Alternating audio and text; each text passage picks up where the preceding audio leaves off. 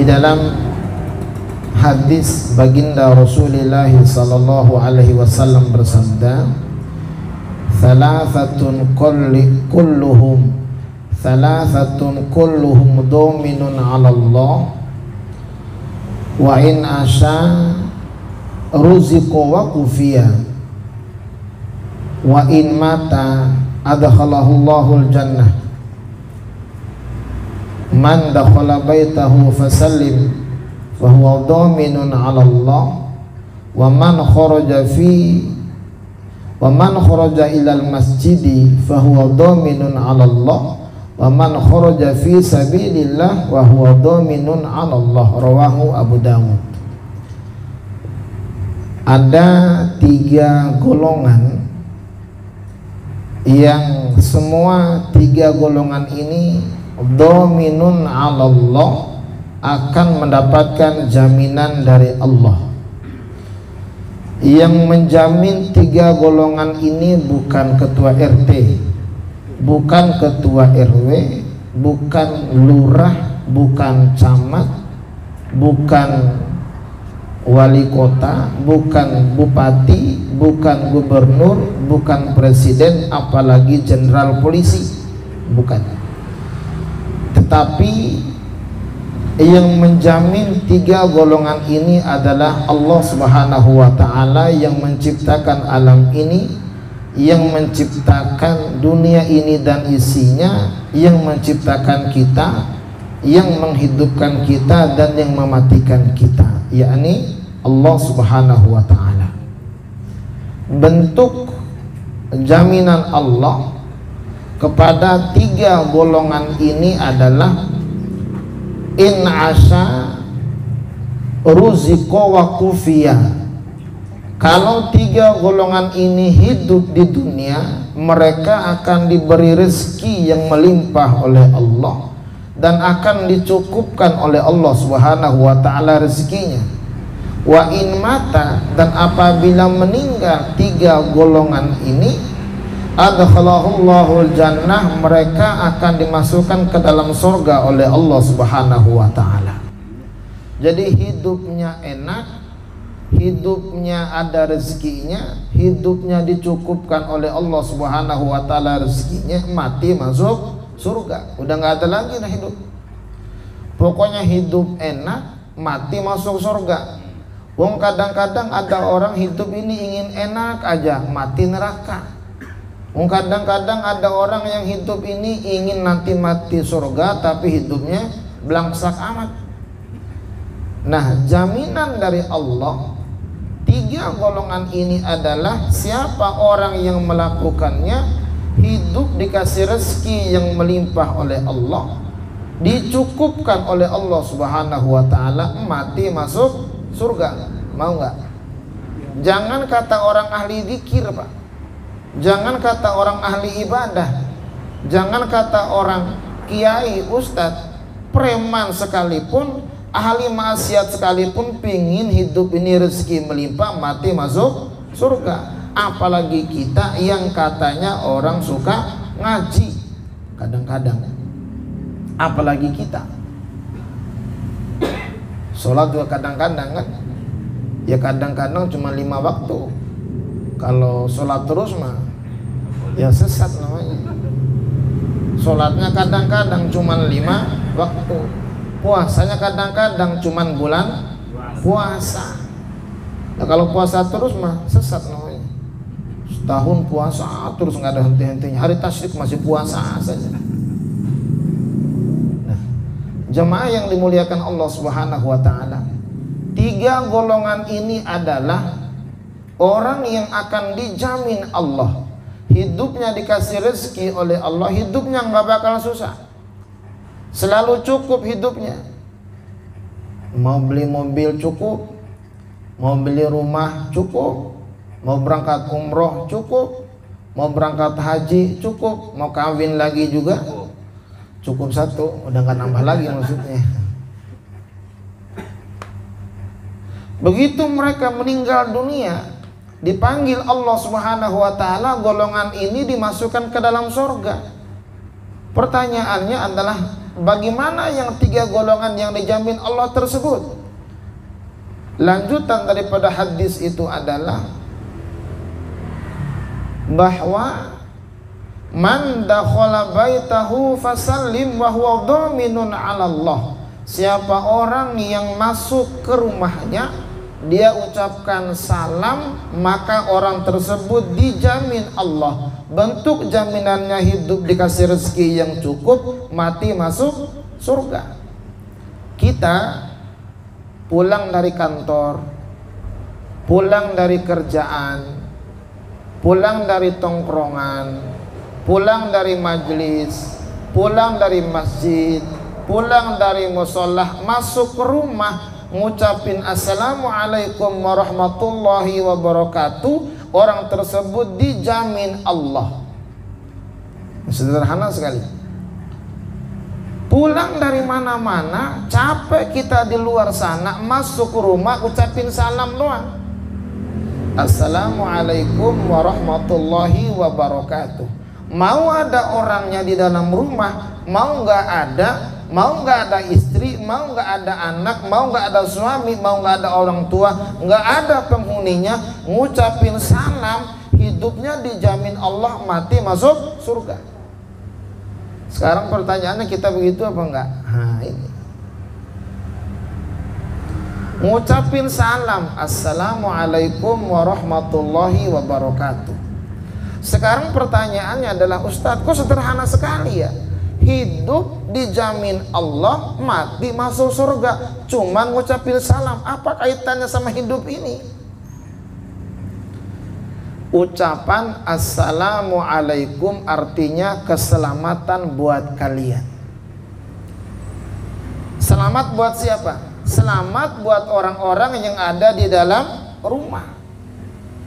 Selamat buat orang-orang yang ada di dalam rumah. Keselamatannya bukan hanya buat orang dalam rumah, tapi juga keselamatan buat orang yang ngucapin. Karena itu bagian daripada bentuk doa, jemaah sekalian. Dalam salah satu hadis, kalau ada orang yang mendoakan keselamatan buat orang lain, kata malaikat, kamu juga. Assalamualaikum kita ucapin ke orang, kata malaikat, kamu juga selamat. Warahmatullahi, dirahmati Allah. Nah, orang-orang yang di dalam rumah saat kita ngucapin salam, selain daripada selamat, mereka dirahmati oleh Allah. Kalau sudah dapat rahmat Allah, surga. Yang mahal ini rahmat, saudara-saudara sekalian. Yang membuat kita masuk surga, rezeki kita baru melimpah kalau ada rahmat Allah. Dan ketahuilah rahmat Allah subhanahu wa ta'ala itu ada 100. Wa arsala ila khalqihi rahmatan wahidah. Satu rahmat Allah subhanahu wa ta'ala dikirim kepada seluruh alam ini. Kita bisa makan, kita bisa minum, kita bisa menikmati hidup karena satu rahmat Allah. Fa'amsaka indahu 99 rahmah, ditahan oleh Allah subhanahu wa ta'ala 99 rahmat Allah subhanahu wa ta'ala. Nanti itu akan diberikan kepada orang-orang di alam akhirat, yakni surga Allah subhanahu wa ta'ala. Itu rahmat wa barakatuh, dan diberkahi Allah. Tuh, saat kita ngucapin Pak, assalamualaikum warahmatullahi wabarakatuh, semoga selamat buat kalian, semoga rahmat buat kalian, semoga berkah buat kalian. Apa kata malaikat? Kamu juga. Masya Allah. Jadi yang mendoakan, orang mendoakan siapa? Malaikat.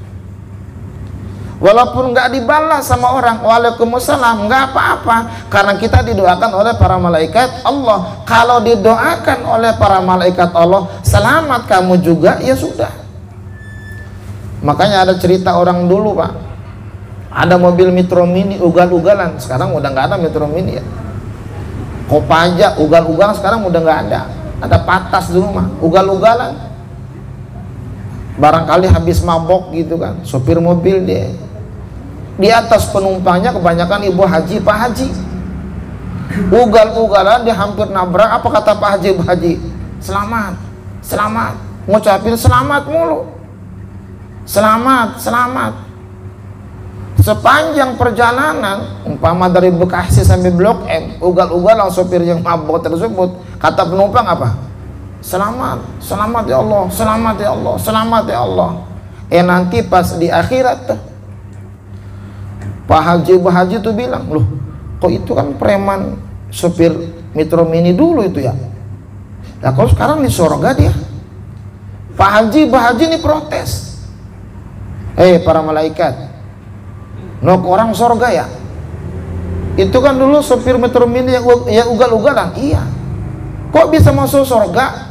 Kata malaikat, dulu kamu ingat nggak saat dia ugal-ugalan? Ingat. Kamu ngomong apa? Ya selamat. Nah itu yang bikin dia selamat tuh. Gara-gara penumpangnya ngomong selamatkan ya Allah, selamatkan ya Allah, dia masuk surga. Nah karena kamu ikut mendoakan, sudah kamu surga, kata malaikat begitu. Ini cerita orang tua. Tapi cerita ini kalau kita kaitkan, ya masuk akal jemaah sekalian. Karena mendoakan orang yang baik itu adalah, dan didoakan oleh orang baik, diisi doanya kebaikan, maka doa-doa tersebut akan diijabah oleh Allah Subhanahu wa ta'ala. Makanya kita masuk rumah jangan lupa ngucapin salam sama orang di dalam rumah. Assalamualaikum warahmatullahi wabarakatuh. Kata hadis ini dijamin Allah hidupnya dikasih rezeki yang cukup oleh Allah, matinya masuk surga. Makanya apalagi suami mau berangkat kerja, ya kan, dia salaman sama istrinya, dia cium tangan. Itu istri cium tangan suaminya bolak-balik lagi Pak, makin ada suaranya lagi. Ibu-ibu begitu nggak sama lakinya? Nggak usah dijawab, ada lakinya di sini semua ini. Iya kan, keluar suaminya jam 7 gitu kan, itu istri ngambil air wudhu jam 8 sholat duha, dia sholat 2 rakaat, walaupun 2 rakaat habis sholat dia doa kepada Allah, ya Allah selamatkan suamiku yang sedang cari rezeki, ya Allah kalau rezeki suamiku masih jauh dekatin, ya Allah. Ya Allah kalau rezeki suamiku di atas turunin, ya Allah, banjir turun hujan. Ya Allah kalau rezeki suamiku masih di bawah keluarin, ya Allah tukang ngebor nih suami, keluar tuh lumpur.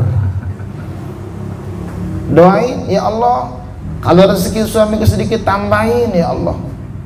Seandainya dia dapat yang haram halalkan, ya Allah. Nah doa istri di rumah pada saat suaminya ini pergi sambil ngucapin salam, maka semuanya akan diberkahi oleh Allah Subhanahu wa ta'ala. Nah jemaah sekalian, di dalam kitab munajat ini, doa-doa yang kita ucapkan sungguh banyak sekali. Ada 3 bentuk doa dalam kitab munajat. Ada Rabbana, ada Rabbi, ada Allahumma. Allahumma paling 2 kali Pak dalam kitab munajat.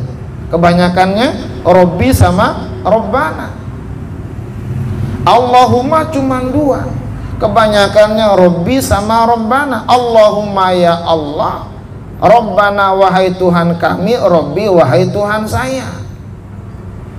Saat kita menggunakan kalimat Rabbana kami, maka kami itu menunjuk kepada semua orang yang sedang bersama kita. Pada saat kita baca Rabbi dalam kitab munajat ini, Rabbi buat yang mendoakan, Rabbi juga buat orang yang mengaminkan. Maka ada orang bertanya, Ustadz bagaimana dalam kitab munajat ada orang yang berdoa menggunakan Rabbi, cuman orang mengaminkan? Maka kita jawab, Rabbi wahai Tuhanku bagi orang yang mengaminkan, Rabbi wahai Tuhanku bagi orang yang mendoakan. Masing-masing Rabbi bagi mereka. Tuhan saya bagi orang yang mendoakan, Tuhan saya bagi orang yang mengaminkan. Nah kalau Tuhan kami, ya Tuhan semua umat manusia jemaah sekalian. Maka tidak menjadi masalah baca munajat menggunakan Rabbi, nggak usah diganti Rabbana. Di samping kita menjaga keaslian daripada ayat Al-Quran, karena kita baca kitab munajat yang diambil dari ayat-ayat Al-Quran. Dan yang luar biasa adalah doa kita ini merupakan bagian daripada makna Assalamualaikum saat kita mendoakan orang, keselamatan buat orang. awal-awal kita berdoa, Rabbi ja'al hadza baladan amina, ya Rabb, jadikanlah negeriku negeri yang aman. Dari Sabang sampai Merauke kita mendoakan negeri ini aman, Pak. Masya Allah. Orang-orang nggak tahu, presiden nggak tahu kita sedang berdoa untuk negeri ini. Jangan-jangan jenderal polisi sekalipun, mau yang jenderalnya sedang ada kasus atau tidak, nggak tahu kalau kita ini di majelis-majelis berdoa untuk negeri ini menggunakan kalimat ini, Rabbi ja'al hadza baladan amina, ya Rabb, jadikan negeriku Indonesia negeri yang aman, jauh daripada pertikaian. Wah, ini luar biasa. Bahkan di samping daripada itu, warzuq ahlahu minat thamarati man amana minhum billahi wal yaumil akhir. Ya Rabb, berikan rezeki kepada orang-orang di negeri tersebut. Masya Allah. Kita mohon kepada Allah Subhanahu wa ta'ala agar orang-orang yang hidup di Indonesia ini dikasih rezeki oleh Allah Subhanahu wa ta'ala. Warzuq ahlahu, tanpa terkecuali. Di ujung ayatnya, man amana billahi wal yaumil akhir, bagi mereka yang beriman kepada Allah dan hari akhir. Maka siapapun yang beriman dalam negeri ini didoakan oleh majelis kita, saudara-saudara sekalian. Lalu bagaimana bagi orang yang lain yang non muslim? Lihat di ayat yang lain dalam kitab munajat ini, Rabbi ja'al hadzal balada amina wa janubni wa bani an na'budal asnam, ya Rabb, jadikan negeriku negeri yang aman dan hindarkan daripada anak cucuku penyembah berhala. Kita mohon kepada Allah agar orang-orang dalam negeri ini, anak cucu kita, keturunan kita menjadi orang-orang yang beriman, diselamatkan oleh Allah Subhanahu wa ta'ala. Ini luar biasa jemaah sekalian. Ini bagian daripada makna Assalamualaikum, keselamatan buat kalian semuanya. Dan yang luar biasa adalah di bagian daripada doa kita dalam kitab munajat ini, Rabbana wasi'at kulla syai'in rahmatan wa ilma, ya Rabb, yang luasnya rahmat dan ilmunya, faghfir lilladzina tabu, maka ampunilah orang-orang yang bertaubat. Masya Allah, mereka yang sedang bertaubat dari kegelapan menuju cahaya didoakan oleh kita semua pada malam hari ini. Mereka barangkali sedang taubatnya agak ragu, iya enggak, iya enggak, iya enggak, kita bawa dalam doa-doa kita. Mereka yang katanya kaum hijrah sekalipun, mereka yang sedang di puskesmas, pusat kesenangan mas-mas, didoakan oleh kita, didoakan. Faghfir lilladzina tabu, mereka yang sedang taubat, yang sedang kembali kepada ajaran Allah Subhanahu wa ta'ala, yang hijrah kepada agama Allah Subhanahu wa ta'ala, yang ingin jadi orang soleh, berusaha jadi orang baik, didoakan oleh kita agar dosa-dosa mereka diampuni oleh Allah Subhanahu wa ta'ala. Ini bagian daripada makna Assalamualaikum warahmatullahi wabarakatuh. Apalagi wattaba'u sabilaka, dan orang-orang yang mengikuti jalanmu. Ada orang-orang yang sedang taubat dan ada orang-orang yang sedang mengikuti jalan Allah. Maka siapapun mereka, orang beriman di dunia ini yang sedang jalan Allah Subhanahu wa ta'ala, kita doakan agar mereka dosanya diampuni oleh Allah Subhanahu wa ta'ala. Mereka nggak tahu pun kita doakan, mereka musuhin kita pun kita doakan, nggak ada urusan. Wah, hebat kita ini, Pak. Makna Assalamualaikum warahmatullahi wabarakatuh. Makanya kata Nabi itu, afsus salam, tebarkan kedamaian, tebarkan doa keselamatan. Ini kita malam ini sedang tebarin nih. Setiap malam Jumat di sini baru satu majelis, Pak. Bagaimana ribuan munajat kita. Apalagi wakihim adzabal jahim, hindarkan mereka daripada adab api neraka. Masya Allah. Saat kita berdoa kepada Allah Subhanahu wa taala, ya Allah ampuni dosa orang-orang yang sedang bertobat, kata malaikat apa? Kamu juga. Ya Allah ampuni dosa orang-orang yang sedang dalam jalan, kata malaikat apa? Kamu juga. Ya Allah hindarkan mereka dari azab neraka, apa kata malaikat? Kamu juga. Langsung dibalas tunai oleh para malaikat buat kita yang mendoakan mereka. Bahkan apa lagi? Rabbana wa adkhilhum ya Rabb, masukkan mereka kemana? Jannati adninil lati wa'adtahum, ke dalam sorga. Masya Allah, ke dalam sorga. Waman solaha, dan juga mereka yang sedang soleh, mereka yang baik.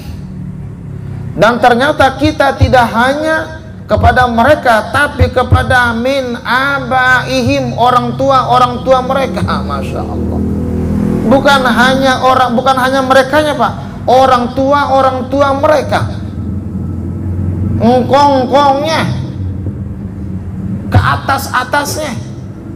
Kita mohonkan ampun kepada Allah Subhanahu wa taala. Salam kita bukan hanya yang masih hidup, orang tua mereka, bapak mereka, ibu mereka, ke atasnya akan kita mohonkan ampun kepada Allah Subhanahu wa taala.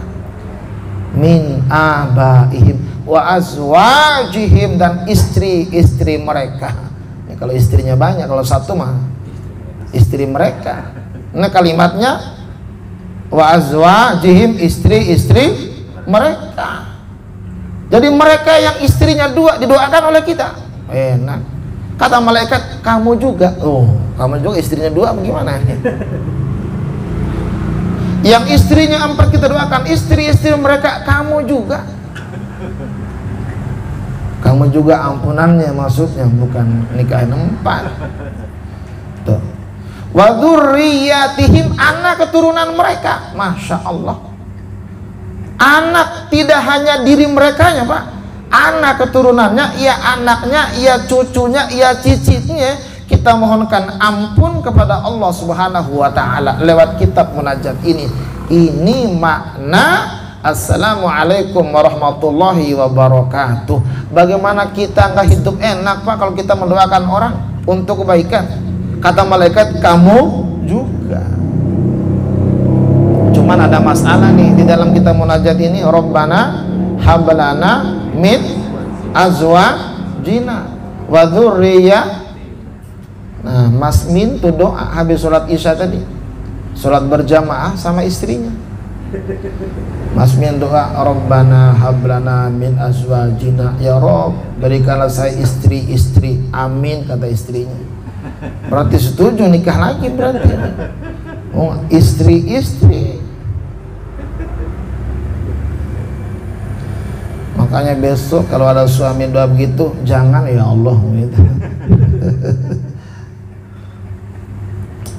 Dan jemaah yang dimuliakan Allah Subhanahu wa taala, kenapa kita berdoa begitu? Innaka antal azizul hakim, sesungguhnya engkau ya Rob zat yang maha perkasa dan maha bijaksana. Pada saat kita mendoakan kebaikan orang yang amat luar biasa ini, yang di dalam rumah dimanapun mereka berada, bapaknya, kakeknya sampai ke atas, bahkan anak keturunannya, kita mohonkan kepada Allah Subhanahu wa ta'ala agar mereka dimasukkan ke dalam sorga dan dosa mereka diampuni oleh Allah. Kata malaikat, kamu juga. Ini luar biasa. Tuh satu baru satu itu. Ini udah malam kita, udah pagi apa gimana? Nah yang kedua, orang yang akan dijamin oleh Allah Subhanahu wa ta'ala adalah hidupnya dikasih rezeki dan dicukupkan oleh Allah, mati masuk surga. Waman kharaja ilal masjidi wa huwa dhaminun 'ala Allah, siapa orang yang keluar dari rumahnya menuju masjid, dia dalam jaminan Allah. Jadi kita menuju mushola, menuju masjid, tempat kita sholat 5 waktu, tempat kita syiar, maka kita dalam jaminan Allah Subhanahu wa ta'ala. Apa diantara jaminan Allah tadi itu? mereka hidupnya dikasih kecukupan oleh Allah dan mereka mati masuk surga. Kalau cuman di pasar doang Pak, nggak ke masjid-masjid, itu hidupnya pasti masih kurang terus. Mana buktinya? Dia masih dagang sih, masih dagang. Orang kalau masih nyari berarti masih kurang. Kalau sudah saatnya ke masjid, dia tinggalkan dagangnya, berarti sudah nggak butuh dunia. Dia yang butuh adalah keberkahan dari Allah lewat datang ke masjid. Kalau nggak ke masjid-masjid, kalau nggak ke musola-musola, masih sibuk dengan dagangannya, masih sibuk dengan bisnisnya, berarti dia masih merasa kurang. Orang masih cari sih. Tapi saat dia keluar dari rumahnya menuju masjid, menuju musola, sholat yang 5 waktu, maka dia yang dia butuhkan adalah Allah Subhanahu wa ta'ala. Saat yang dia butuhkan Allah, maka Allah akan cukupkan dirinya, akan puaskan dirinya, akan dimantapkan jiwanya lewat ibadah dan usahanya. Itu kalau ke masjid. Kalau mereka mati sedang dalam ibadah, Pak, masuk surga. Coba kalau kita mati di pasar lagi jualan, lupa sama Allah. Maka jemaah yang dimuliakan Allah Subhanahu wa ta'ala, sesibuk apapun kita sempatkan. Kalau nggak bisa 5 waktu, ya minimal sekali waktu dah. Kalau nggak bisa datang subuhnya, ya datang isanya. Isya nggak bisa, ya lohor dah. Lohor nggak bisa, ya asar dah. Lah kalau nggak bisa sekali dalam 5 waktu, ya sudah sekali dalam 2 hari dah. Kalau nggak bisa ke dalam 2 hari, sekali seminggu dah. Ya Jumat itu mah. Nggak bisa juga sekali sebulan. Nggak bisa sekali setahun. Nggak bisa modar dah. Mati aja udah. Susah bener ngajak mah ya. Tuh. Kenapa? Karena dijamin Allah, Pak. Kata Allah Subhanahu wa ta'ala di dalam Al-Quran, innama ya'muru masajidallah man amana billah wal yawmil akhir. Sesungguhnya hanyalah orang yang memakmurkan masjid, mereka yang beriman kepada Allah Subhanahu wa ta'ala. Maka semaksimal mungkin, sesempatnya kita datang ke masjid. Apa kaitannya sama urusan rezeki, Pak? Kalau kita datang ke masjid, Masya Allah, saat kita ke masjid, Pak, kita kenal orang, kita bertemu sama orang, kita silaturahmi sama orang. Kata orang apa? Bang, apa kerjaannya?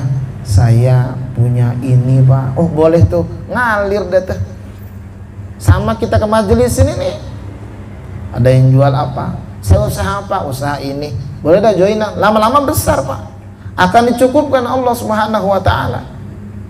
Nah, kalau kita ke masjid dan nanti di hari kiamat ada orang yang hatinya terpaut sama masjid, 7 di antara salah satunya adalah mereka yang qalbuhu mu'allaqun bil masajid, hatinya yang terpaut sama masjid atau musola atau majelis ta'lim atau majelis zikir. Ini bagian daripada masjid-masjid Allah Subhanahu wa ta'ala, tempat kita sujud, tempat kita zikir, dan tempat kita syiar. Lah buktinya mana? Rezeki ada, rokok dikasih, ya kan? Makanan ada, minuman ada. Ada nggak yang kelaparan di sini? Habis ngaji kita makan lagi, habis kita makan bawa pulang lagi, kalau ada. Lah kalau nggak ada mah sudah kenyang kita. Kalau nggak di rumah kan masing-masing ada tuh. Ada, Pak. Belum ada sejarahnya orang yang tukang ngaji itu lapar, Pak. Lapar lagi namanya ustadz, nggak ada sejarahnya ustadz itu lapar. Buktinya tiap malam ada tahlilan aja terus. Ada yang mati, alhamdulillah dia innalillahi yang nah, sama kayak tukang tambal ban, innalillahi bagi yang punya mobil, alhamdulillah bagi yang tukang tambal ban. Yang sakit, innalillahi bagi orang yang sakit dan keluarga. Kata dokter, alhamdulillah. Ya masing-masing ada musibah, ada berkahnya. Di balik musibah ada berkah bagi orang lain. Tuh. Nah, yang ketiga, di antara orang yang dijamin Allah Subhanahu wa ta'ala dan bentuk jaminan itu adalah berupa dicukupkan rezekinya di dunia, mati masuk surga adalah wa man kharaja fi sabilillah, mereka yang keluar di jalan Allah Subhanahu wa taala. Keluar di jalan Allah Subhanahu wa taala bukan angkat senjata saja, Pak. Keluar di jalan Allah Subhanahu wa taala banyak. Mana salah satunya? Mana di antaranya? Salah satunya adalah man kharaja fi thalabil ilmi wa huwa fi sabilillah hatta yarji'. Siapa orang yang pergi mencari ilmu, dia di jalan Allah sampai dia pulang kembali ke rumahnya. Nah, kita ini sedang datang ke majelis, kita sedang mencari ilmu, ini fi sabilillah, ini di jalan Allah. Sejatinya kita datang ke Bojongkulur, sejatinya kita datang ke Pasar Pocong, tapi ini adalah jalan Allah Subhanahu wa taala yang dijamin oleh baginda Rasulullah sallallahu alaihi wasallam. Maka kita datang ke tempat ini, kopi kita dicukupkan Allah lewat masjid. Makanan kita cukup, rokok kita cukup, apalagi wakufnya dicukupkan Allah. Dan kalau kita mati di sini, Pak, fi sabilillah, surga. Dan orang yang mencari rezeki itu bagian daripada fi sabilillah. Bapak-bapak pergi dari rumah mencari rezeki, ada yang ke pasar, ada yang ke kantor, ada yang urusan kerjaan, itu bagian daripada fi sabilillah. Kenapa? Karena mencari rezeki untuk mendukung ibadah kepada Allah, untuk menafkahi anak istri, bagian daripada fi sabilillah. Itu kalau dibagi sama anak istri. Kalau yang pelit repot banget urusannya. Kalau sama artis saja nyawernya masya Allah gede banget, sama bini nggak disawer-sawer itu bini. Maka alhamdulillah orang-orang sini baik sama istri-istrinya, buktinya pada gemuk istrinya. Nah, ini bukti jemaah sekalian. Ayo kita amalkan 3 hal aja malam hari ini nih.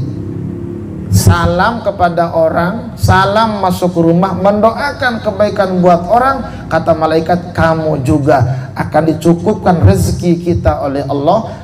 Kalau kita mati masuk surga. Yang kedua, jangan biarkan masjid sepi. Maka kita orang-orang ahlu sunnah an-nahdiyah harus jaga masjid-masjid kita. Jangan sampai orang kita keluar masjid, nanti wahabi yang ngisi, salafi yang ngisi, akan diambil alih tempat perjuangan kita gara-gara kita nggak datang ke masjid dan musola. Maka yang ketiga adalah niatkan kita kemana-mana dalam rangka ibadah kepada Allah, maka menjadi fi sabilillah. Kalau ini kita lakukan, dhaminun 'alallah, dijamin Allah Subhanahu wa taala. Dan kita bentuk jaminannya itu adalah wa in asya ruziqa wa kufiya, dikasih rezeki dan dicukupkan Allah. Wa in mata adkhalahul jannah, kalau kita mati dimasukkan surga oleh Allah Subhanahu wa taala.